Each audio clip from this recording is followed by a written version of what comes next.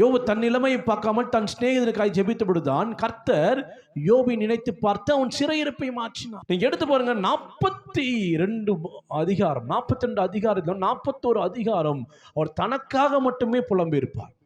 தன் நீதியை மட்டுமே பேசியிருப்பார், தன் பரிசுத்த வாழ்க்கையை மட்டும் பேசியிருப்பார், தான் எப்படிலாம் வாழ்ந்தேன் என்பதை மாத்திரமே கதறி இருப்பார். ஆனால் என்னைக்கு 42வது அதிகாரம் கடைசி அதிகாரத்தில் அவர் தனக்காக அல்லாமல் தன் சிநேகிதனுக்காய் ஜெபித்தாரோ, அப்பொழுது கர்த்தர் அவன் சிநேகிதனை அல்ல யோபை நினைத்து, இவ்வளோ பிரச்சனை இருக்கும்போது அவன் மற்றவனுக்கு ஜெபிக்கிற மாதிரி நினைச்சு யோபுடைய சிறையிருப்பை மாற்றி இரட்டத்தனையாய் ஆசீர்வதித்தார். இழந்ததெல்லாம் டபுள் மடங்கு கொடுத்தார். ஒருமனப்பட்டு சபையார் ஊக்கமாய் ஜெபம் பண்ணணும். அவங்க குடும்பத்தில் நடந்தா எனக்கு என்ன, அவங்களுக்கு பிரச்சனை வந்தா எனக்கு என்ன, ஆமீன் ஆமீன் ஆமீன் ஸ்தோத்திரம், அப்படி இல்லை, ஊக்கமாய் ஜெபிக்கிறதே கிடையாது. அவங்க லைஃப்ல நடந்தா நம்மளுக்கு என்ன, லேலூயா, அவங்க ஜெபிச்சுக்கிட்டோம். நம்மளுக்கே 1000 தேவை இருக்கு, நம்மளுக்கே 1000 பிரச்சனை இருக்கு. ஃபர்ஸ்ட் நமக்காக அப்படின்னு யோசிக்கணும். நான் குடும்பம், இது எனக்காக கொடுக்கப்பட்ட சபை, இது என்னுடைய குடும்பம், என்னுடைய வீடு, என்னுடைய சகோதரன், என்னுடைய சகோதரி, தேவனால் நாங்கள் இணைக்கப்பட்டு இருக்கிறோம். அவளுக்காக நான் ஜெபிக்கணும், அந்த பாரம் இருக்கணும்.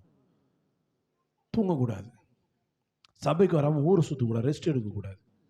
நான் ஜெபிக்கணும். இன்னைக்கு என் சபையில் இருக்கவங்களுக்கு யாருக்கும் பிரச்சனை இருக்கலாம், நான் கூடி வந்து ஜெபிக்க முடியும். கர்த்தர் அவங்களை விடுவிப்பார், கர்த்தர் அவங்களை ஆசீர்வதிப்பார், அவர் தேவைகளை சந்திப்பார். உங்கள் ஜெபம் அவர்களை விடுவிக்கும்.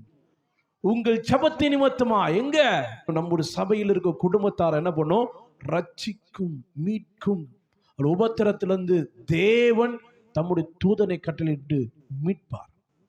எப்போ அந்த வருத்தம் என் குடும்பத்தில் நடந்தது, அது எனக்கு நடந்தது என்று நினைத்து அதற்காக உன் ஃபேமிலியில ஒரு பெரிய அடி ஓடுது, எப்படி கண்ணீர் விட்டு கதறி அழுது ஜெபம் பண்ணுவேன், ராத்திரி இரவும் பகலமாய் எப்படி ஜெபம் பண்ணும், அது போல சொல்ல ஊக்கமாய்.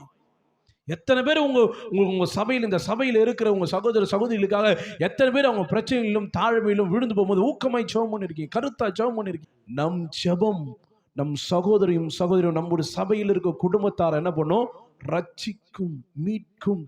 உபத்திரத்திலிருந்து தேவன் தம்முடைய தூதனை கட்டளையிட்டு மீட்பார்.